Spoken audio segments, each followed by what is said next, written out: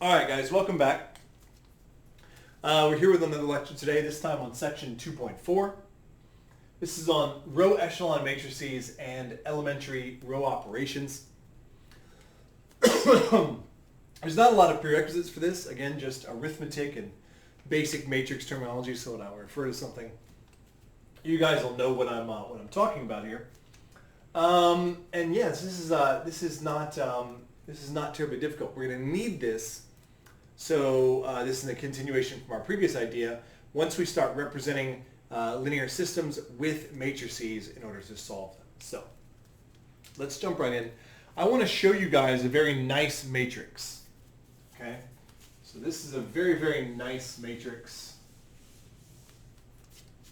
Okay, so I don't know, maybe we'll make it a 3x4 matrix. Doesn't really matter. So maybe like a 1, maybe a -5, 0, another 1, 0, 1, 3, 2, and maybe this one's all zeros. I don't know.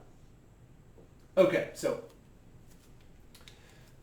this is a very nice form of a matrix, which we call row-echelon form.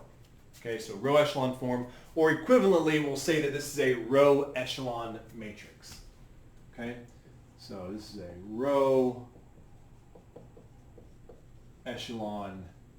matrix. So there are a few rules, conditions, that if you satisfy those conditions, then you are considered to be a row-echelon matrix. Okay, and I'm going to write those down here. But again, our goal is to generate this sort of nice structure. The first rule is pretty simple. This first rule says if you have an all zero row, then it's at the bottom.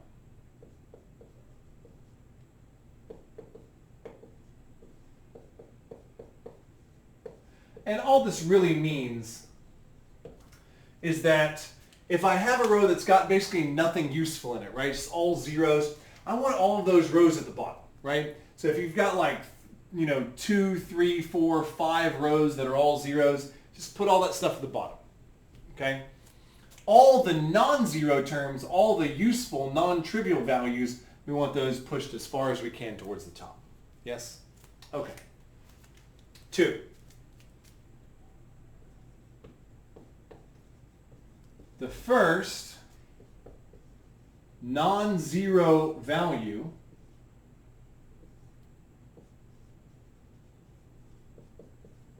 of any non-zero row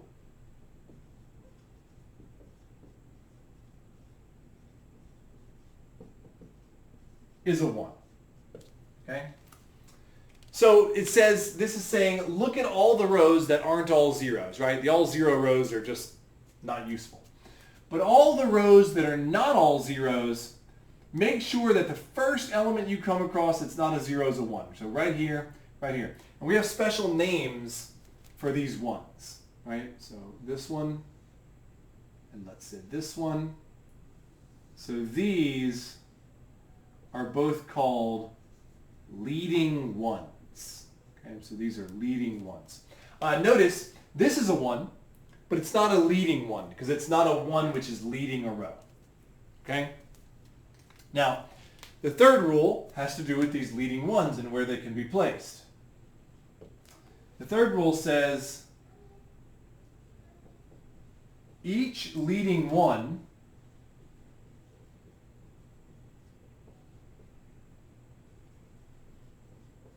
must be to the right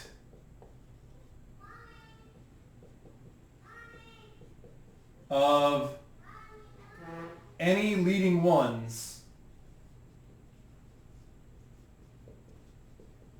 in the rows above. Okay? So, again, look at this leading one. Here's that one. This leading one is to the right of a leading one above it. And these are the only rules. Okay? So if you follow these 3 rules, then you are you are a row echelon matrix. I'll give you a couple more examples. This is a row echelon matrix. That's a row echelon matrix, right? Got to check. Does it have any all zero rows? No, those are fine. First non-zero entry, it's a 1 for both of them. And if you look at the leading one here, it's to the right of the leading one up there. Everything's fine. How about this one?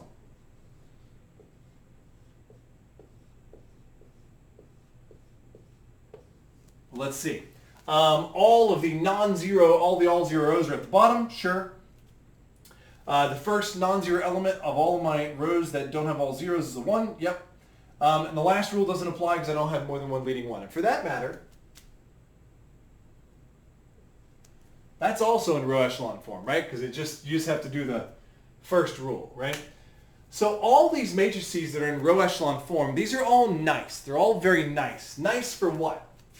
Well, it turns out that when you use the process to solve a linear system using these matrices, it turns out that row echelon matrices are actually really easy to solve. The linear systems that are represented by row echelon matrices, very, very easy to solve, right? So our goal is going to be to make matrices that look like this. Okay. Well, to that end, we don't really get a choice of what our representative or our augmented representative matrix looks like, right? We just have to take the coefficients. So what we're going to have to develop here are some operations by which I can change these matrices. Okay? So I'm going to give you some matrix operations now. Not binary operations. Binary operations are things like adding two matrices to get a third, or multiplying two matrices to get a third. These are binary operations. These are not binary. These are just standard operations for matrices, and we're going to call them elementary row operations. Now we've got 3 of them, and I'm going to have to introduce a little bit of notation here because we need to be able to track what it is we're doing with the matrices. Okay, so the first action we're going to do is we're going to permute row I with row J. So permute means, in this sense, to swap them, right? So if I want to permute rows 2 and row 5, I just exchange the place of row 2 and row 5. The symbol we are going to use for this, okay, is going to be P sub ij, where I and j are the indices of the rows that we're moving. Okay, so let me put an example over here on the right. I'll put the example in another color. Okay, so suppose I have this matrix here. Let's say I have 1, 2, 3, 4, 5, 6, 7, 8, 9, and I would like to permute row 1 and row 3. So this is P13. Okay? Well, I'm just going to rewrite the matrix, but I'm going to swap row 3 and row 1. You'll notice the only change I made here in this matrix is that row 1 and row 3 have been swapped. Now, understand, I didn't put an equal sign here. The reason I didn't put an equal sign is that these two matrices are not equal. Okay? Two matrices are equal when all of the elements are in the same spot, right? All have the same value in the same place. And that's just not true here, right? That was a 1, now it's a 7. These are not equal. They are, however, what we call row equivalent.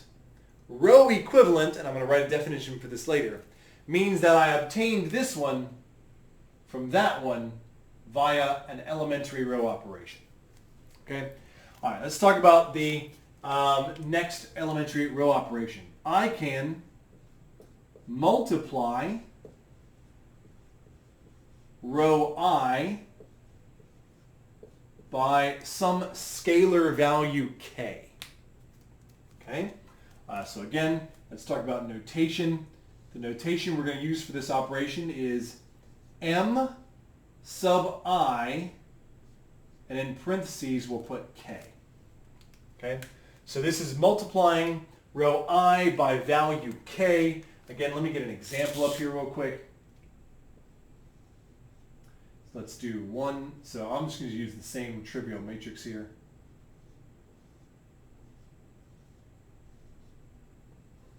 Okay. And let's say I want to do M2 negative 3.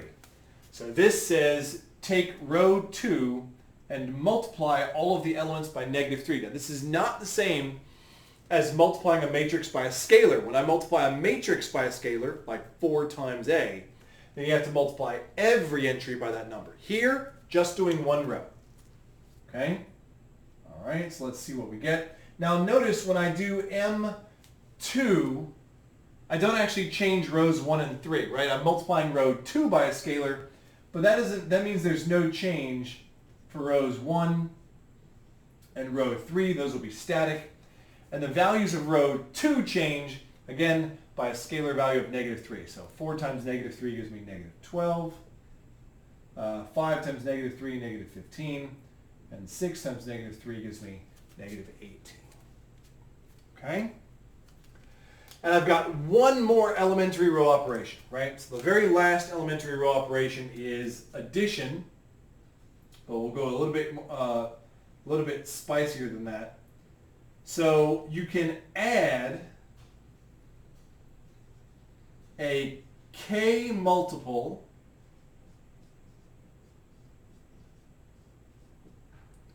of row I to row j. Okay? Add a k multiple. Let me talk about the symbolism first and then maybe explain a little bit more clearly what this means. So the symbol we're going to use is A sub ij and then put k in parentheses. So again, we're adding a k multiple of row I to row j. Now the important thing to remember here is that this has a lot of notation in it, but for this operation, the only row whose values will change is j. Just j. Okay? The other rows, they're going to keep their values the same. This is the most important one. We're going to use this operation far more than the other two put together. Okay, so we're going to use a lot of addition, not so much multiplication or permutation. But again, we will use those as well. Again, let me give you a nice example here. Here's my standard lazy matrix, 1, 2, 3, 4, 5, 6, 7, 8, 9. You know, it's really weird for a matrix that has is very, very lazily constructed. It's got a lot of very nice properties to be used as an example, which is very nice. Okay. Well, it's not the last time we'll see this matrix. Okay, but let's do A 1, 3, 2. Okay. So A1, 3, 2. What does that mean? That means that I want to add a 2 multiple of row 1 to row 3. Now remember what I said. The only row that's going to change is this one, row 3. All the other rows remain the same. So my first row, 1, 2, 3. Second row, 4, 5, 6. No change because A sub ij only changes row j. Okay, so A sub 1, 3 only changes row 3. So now what does it change it to? Well, here's what I'm going to do. A 2 multiple of row 1 added to row 3 means I'm going to take the element in row 1, multiply it by 2, and then add it to what was already there. So for the first element, I look at 1, multiply that times 2, you get 2, and add it to the 7 that's already there, that gives me 9. Okay? Next one, take the 2 that's already there, multiply it by 2, that's 4, add it to the number that's already there, 8. 4 plus 8 gives me 12. Okay? And the last one, take the 6 that's already, the 3 that's already there, multiply it times 2, that's 6, add it to the 9, that gives me 15. All right. Okay? So these are our 3 elementary row operations. Okay? Please remember, these do not make equal matrices. This matrix is not the same as this one. These two are not the same. These are not, none of these are the same as one another, right? What these operations do is that they would create something called a row equivalency. They create 2 matrices that are row equivalent, okay? And again, what does row equivalent mean? I'll give you a definition here.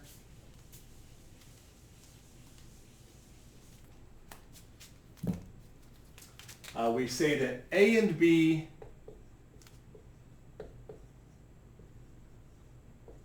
are row equivalent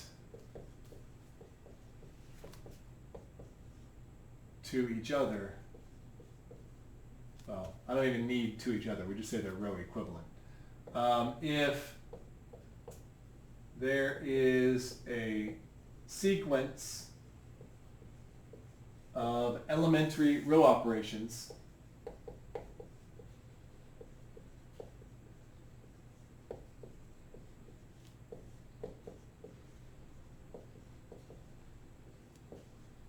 which, when applied to A,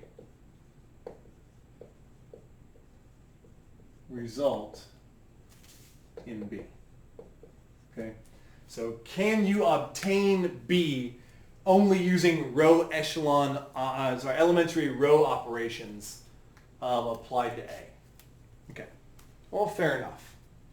All right. Now, what does that have to do with what we were talking about? Well, it turns out not every matrix is a row echelon matrix. Remember, we were talking about row echelon matrix. This is not a row echelon matrix, right?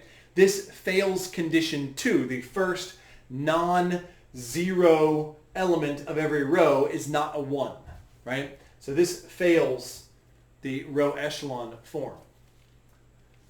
Well, okay, every matrix is not a row echelon matrix, but every matrix is row equivalent to a row echelon matrix. And so the reason we're learning these elementary row operations is that we would like to use them in order to turn the matrices we have into row equivalent row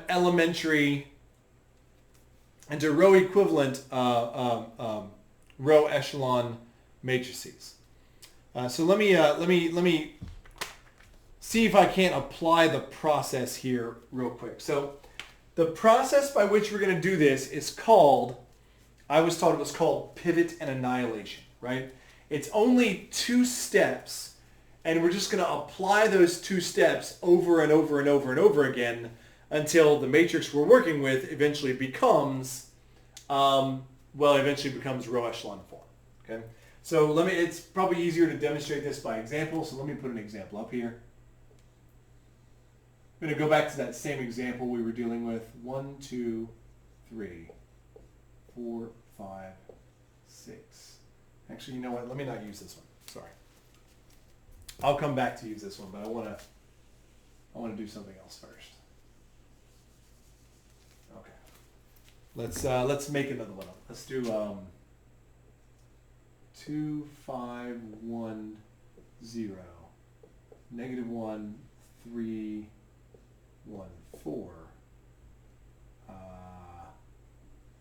3, 0, 0, 1.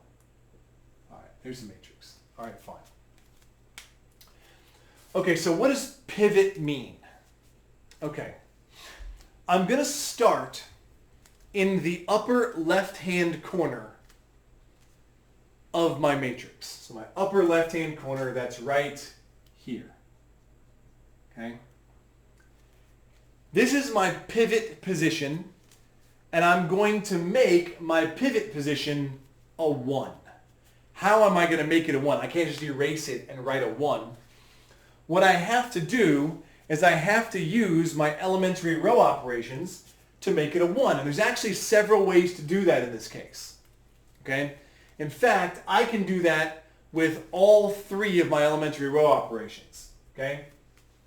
I could, for example, I could add a 1 multiple of row 2 to row 1, right? Because that would add -1 to 2. That would become a 1. That would work. I could permute. I could swap row 1 and row 2. That would make this one a -1, right? And then multiply row 1 by -1. That would also do it, right? I could, you know what, actually let me show you all 3 of these. Let me just demonstrate all of them. Okay. So I could do A 2 1 1. So add a 1 multiple of row 2 to row 1. The only thing that changes is row 1. So rows 2 and 3 will remain the same. Okay. So I'll take these values, multiply them by 1, and add them to what was already there. -1 times 1 plus 2 is 1. 3 times 1 plus 5 is 8. 1 times 1 plus 1 is 2. 4 times 1 is 4 plus 0 is 4. And you notice now I have a 1 in my pivot position. I could permute rows 1 and 2. So swap rows 1 and 2. And then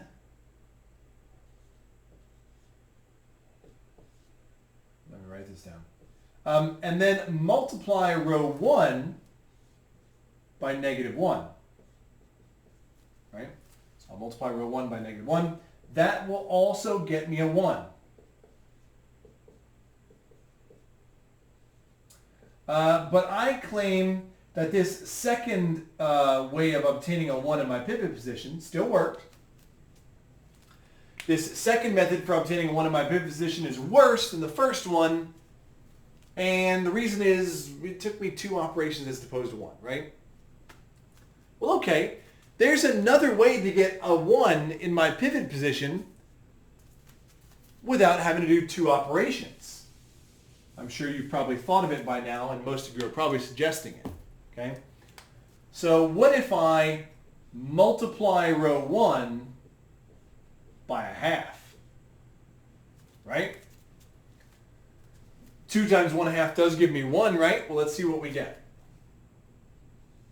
Okay, so I get 1, 5 halves, 1/2, 0, right? And that's the only row that changes. Okay, now this, in my years of teaching, I have noticed is very, very tempting for students, right? It's easy. You don't have to think about it, right? I can always look at this and immediately tell you what I have to multiply it by to get 1. But I cannot emphasize enough how much you should not do this. This is so much worse than this one is, okay? Why? Well, it's because of the fractions. Listen, I love fractions. I really do, okay? I wholeheartedly love fractions. However, even I will admit that doing math with whole numbers is easier than doing math with fractions. The problem with introducing fractions into your matrix is that if you do, they will propagate. I only have 2 fractions now. Yeah, but whenever I make this next operation, then I'm going to have 5. And after that, I may have like 11. I don't want to do that. I don't want to have more and more and more fractions, right? Because they're going to look terrible, and at some point in time, I'm going to make a mistake. Remember what I said was going to be difficult about this. We're not doing difficult operations. It's just that we're going to have to do like 200 simple operations to get one thing right, Okay? So I want to keep everything to be a whole number, right? In order of preference, to create a 1 in your pivot position, permute. It's easy to swap 2 rows. That's not very error prone, right? So if you can do it, permute here, 1 permutation won't get it done. Okay, if that doesn't work, use adding, because adding will always give you whole numbers if you started with whole numbers. Okay? And only if you are forced to, go ahead and multiply to get that 1. Okay? Okay. Now I should point out there is an exception to that rule. What if all these numbers had been even? Well, then if I multiply by 1/2, it's not going to make any fractions, right? I'm not trying to avoid multiplying. We're trying to avoid introducing fractions. Does that make sense?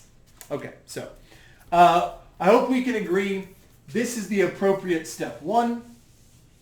Okay, so let me go ahead and write that up here in my sequencing. So I'm going to A21, positive 1, A21, positive 1. And that is going to give me the 1 in my pivot position. Okay, so the question then becomes, well, okay, what do you do now? All right. Well, the reason I wanted a 1 here is that I'm going to use this pivot 1 to kill all the values below it, to turn all the values below itself into zeros. That's why that step is called annihilation, right? I'm going to use this 1, and I'm going to use the add function to take all the things below this and turn them into zeros. Okay? Well, the first way to do that would be A1, 1, right? I'm asking myself, what multiple of this entry, if I add to this entry, would I get 0? Well, 1 times 1 plus negative 1 is 0, right? That's what I want to do. I want to add a 1 multiple of row 1 to row 2. All right. Now, again, remember, A operation, only the second index will change. So row 1 will be the same. Row 3 will be the same, but row 2 will change. Okay? So again, take this value, multiply it by 1, add it to this value. 1 times 1 plus negative 1 is 0. 8 times 1 is 8 plus 3 is 11. 2 times 1 is 2 plus 1 is 3. 4 times 1 is 4 plus 4 is 8. Okay. Almost there. Now we use the 1 to kill the other value in this column. I want this column to be a 1 and then all zeros before I'm finished with it. Okay? So I'm going to work in this direction. This might seem a little odd, but I'm going to work in a zigzag pattern. This is like the only time in mathematics where I'm aware of that it's considered okay to work in a zigzag pattern. The reason it's okay is that there's a real chance that if you have your paper lined up, if you're trying to recopy elements from here all the way over here, due to that distance, you're more likely to mess up one of your elements, right? So let's not do that. We'll do all of our operations as close as possible. So I'll come down to this row, I'll work back this direction, then I'll come back and work the other direction until I'm done. So I want to use this element and the add function to kill this element. It's clearly A13, right? I want to add a multiple of this row to this row. The question is, what's the multiple? And, well, -3, right? A13, -3, so 1 times -3 plus 3, that'll give me 0. All right, fantastic. So here we go. Remember, A13, rows 1 and 2 will not change, so let me copy those in. 1, 8, 2, 4. Second row is 0, 11, 3, and 8. Here we go. A13, -3. So 1 times -3 plus 3 is 0. 8 times -3 is -24 plus 0 is, well, -24. 2 times -3 plus 0 is -6. 4 times -3 is -12 plus 1, -11. Okay. That was one cycle. We pivot and we annihilate. Basically, we create a 1 and then we kill everything below it. Now, from now on, to achieve row echelon form, I'm not going to touch row 1 or column 1. Okay? To pivot again, so I was at this position, to pivot again, I'm going to go down and to the right. This is my new pivot position. And I would like that position to be a 1. Now again, I've got an order of preference. If I can make that a 1 by permuting, only permuting rows below it, right? Because I don't want to change row 1, then I'll do that. But swapping this 11 with that negative 24 is not going to help me. If I can do it by adding, then I'll do that. But in this particular case, adding might be awful. Okay, I can do it. I can do it by adding, but that's going to be a little bit harder than it seems. To do this by adding would take 3 steps. Here's the thing: if you were gonna have fractions, then you were always going to have fractions. We just want to delay creating fractions for as long as possible. There's no real easy way for me to add or permute. Man, I don't like it, but I'm going to go ahead and multiply row 2 by 1/11. That's going to make a 1, and I'm not happy about doing this, but that's probably the quickest and most effective way to make a 1. Okay. So let's talk about what changes. I'm multiplying row 2, so rows 1 and 3 will not change. Fine.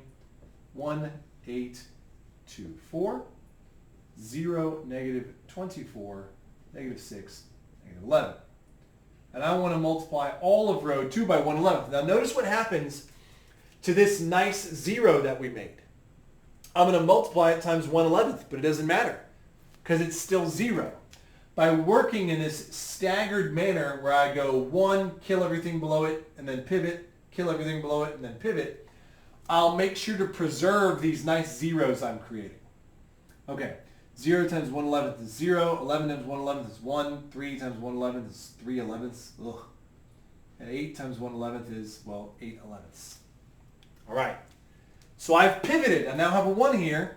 I'm now going to use this 1 to annihilate the value below it. Okay? Okay, and I'm going to use the add function to do that. Here we go. So we'll do A2, 3, because I know I want to use this row 2 to kill that row 3. And the multiple is 24. Okay?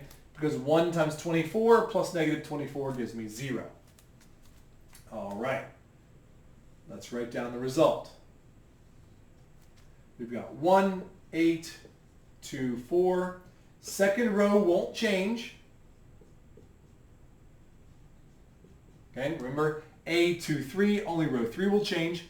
And watch what happens to these zeros I created with my add function.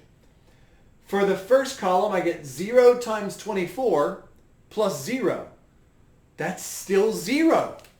This is why we work in this nice sequence operation, right? Once I make these zeros, I don't want to mess them up. Okay? Now, second column, 1 times 24 plus negative 24 is 0. These are fine. It only gets messy when I start getting to these next ones.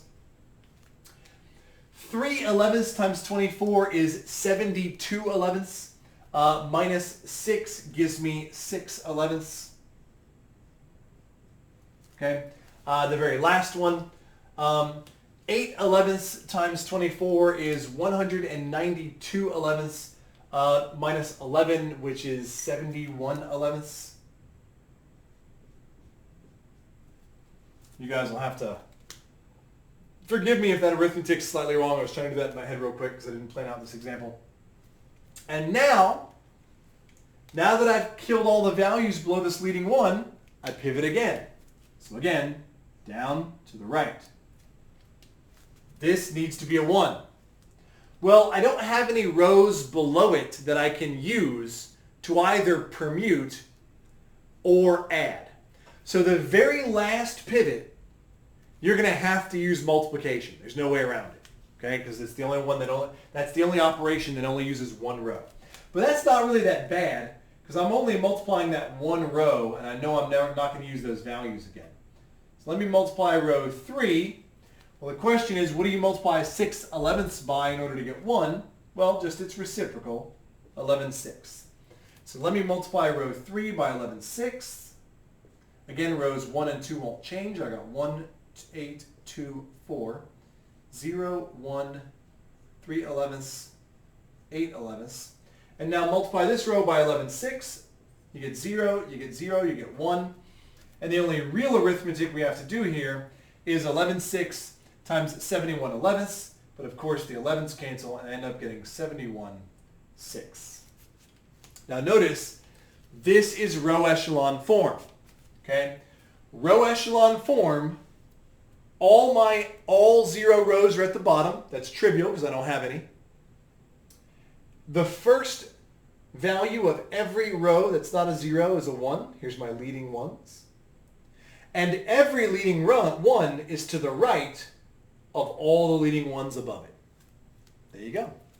There's my row echelon form. Okay? This makes sense? Yeah? Now, I want to do another example of this because I want to do 2 things to it. I need to cover one more definition. Okay? But I want to leave this one. I want to leave this one up. Okay? Because I want to come back to this in a second. So I'm going to erase this work here. And we know it took us several operations to get all the way here. But we know that that means these 2 things are row equivalent, right? So these are row equivalent. Okay? It's just that this one is in row echelon form and that one's not. Okay. I want to take a look at an easier example. How about 1, 2, 3, 4, 5, 6, 7, 8, 9. I told you this one has lots of nice properties. Okay? I'm going to go ahead and put this into, again, row echelon form. Well, I find a 1 for my pivot position, except there's already a 1 there, so good for me. Use the 1 to annihilate the values below it. Now, my general thoughts on this are, I'd like for you to do one operation at a time. However, there's a cost to writing a matrix over and over and over again. The more often you write a giant grid of numbers, the more likely you are to leave off a negative sign or copy something incorrectly. There's a cost to doing that. But I also don't want you doing a whole bunch of operations all at once because you'll lose track of those. So my general rule is this. I would prefer if you only did more than one operation in each step, if those operations do not interact with one another. So, for example, I'm going to do A12 negative 4. That's going to take this 1 and use it to kill that 4. And I'm going to do A13 negative 7. That's going to use this 1 to kill that 7. I'm going to do both of those in the same step because, again, A12 is only going to change row 2. And A13 has nothing to do with row 2, right? So these 2 operations don't interact in any way, and I can feel pretty safe doing them all at the same time. So let me go ahead and work those out. Again, first row won't change for either one of these operations, okay? What's going to happen to row 2? Well, I'm going to do A12 negative 4, so let's do that. Take the 1, multiply it by negative 4, add it to 4, you get 0. 2 times negative 4, add it to the 5, you get negative 3. 3 times negative 4, negative 12, add it to the 6, you get negative 6. All right. Now I've got A13 negative 7. Fine. 1 times negative 7, add it to the 7, you get 0. 2 times negative 7 added to the 8, you get negative 6. 3 times negative 7 added to 9, you get negative 12. Okay. Fine. Now we pivot, right? So move down to the right. I would like for that to be a 1. You know, I'll notice something. This second row, aren't all of these things multiples of 3? Yeah, so I can feel free to go ahead and multiply row 2 by negative 1/3. Remember what I said. It's not about not using the multiplication operation. It's about trying to avoid creating fractions. And I don't have to make any fractions by doing this. My second row becomes 0, 1, 2. And we're good. All right, fantastic. Now let's use our new pivot 1 to kill the 6 below it. It's pretty easy. That's A23 positive 6, right? Again, go ahead and apply that particular operation. We've got 1, 2, 3, 0, 1, 2. And, well, actually, all of those come out to be 0. Okay, if I work out that operation. So I'm done. This is row echelon form. Okay, this is row echelon form. Again, all zeros are at the bottom. Every non-trivial entry for every first non-trivial entry in every row is a 1, and all the leading ones are to the right of the ones above them. But you'll notice something different happened with each of these two matrices. In some sense, since the matrices we're going to use are going to represent the linear systems, the rows of the matrices represent equations. Okay? And if you think about it that way, then what the rows of these matrices are really representing is the amount of information in your system. Okay? This has 3 rows of information in it. This one looked like it did, but it turns out to be row equivalent to something that only has 2 non-trivial rows. Well, we have something that quantifies this, and we call this rank. Okay? So let's call this matrix A, okay, and this one matrix B. Now I know that A and B are row equivalent because I was able to turn A into B using rows. The rank of B, so the rank of matrix B, what you do is you just count all the rows that are not all zeros. So in this particular case, the rank of B is 2. Now, what's the rank of A? Well, the rank of A is also 2. So the rank of a matrix doesn't represent exactly the number of non-zero rows. It represents the number of non-zero rows in its row echelon form. So the rank here was 2, and that's important because that tells you how many unique pieces of information you have. This tells me that even though you gave me 3 rows, you gave me 3 equations worth of coefficients, they weren't all useful. They only represented 2 unique equations. And that's incredibly important for the solving we're going to do in the next section, right? So we have right here that the rank of this matrix is 2, and because this matrix here is row equivalent to this one, the rank of this one is also 2. So the question then becomes, well, how do we identify the rank? Well, you just got to put your matrix in row echelon form and then count. That's it. So if I were to ask you just straight off, hey, look, here's a matrix. What's the rank of this matrix? Your answer would be, I don't know. First, you got to put it in row echelon form, then count. I put it in row echelon form, I count 1, 2, 3. This has rank 3. So my original matrix had rank 3. Okay? So very, very important to track rank. Okay? Very important to track rank. Okay? And again, that's all we're going to use it for in this section. We'll talk a little bit more about that in section 2.5. I've got one last thing for you. Okay, one last thing for you here. I'm going to leave this process up because this is row echelon form, and for the vast majority of what we're going to do, this is good enough. But could we do better? Yeah, we can do better. Okay? We can have something called reduced row echelon form. I'm misspelling that. There's no S in that.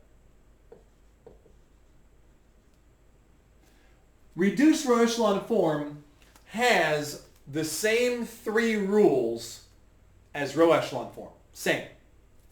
But we add rule number 4. Okay, so same rules. Let's add rule number 4. Rule number 4 says all column entries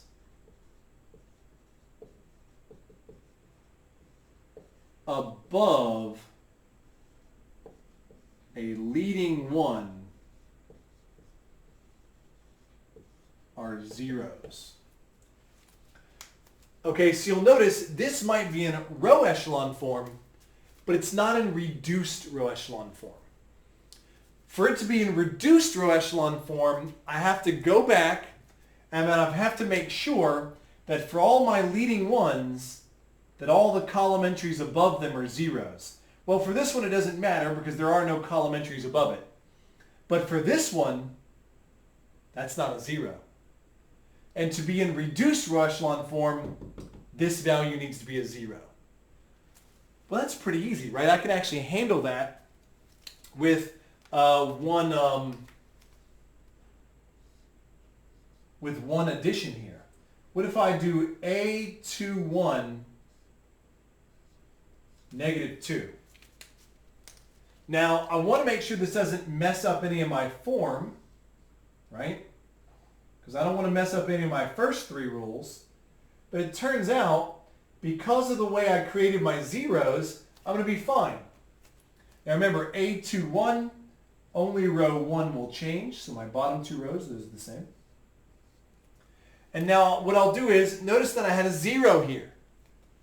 0 times -2 is 0 added to the 1, that's still a 1, that's great. 1 times -2 is -2 plus 2 gives me 0. 2 times -2 is -4. Added to this 3, you get -1. Okay? This is now in reduced row echelon form.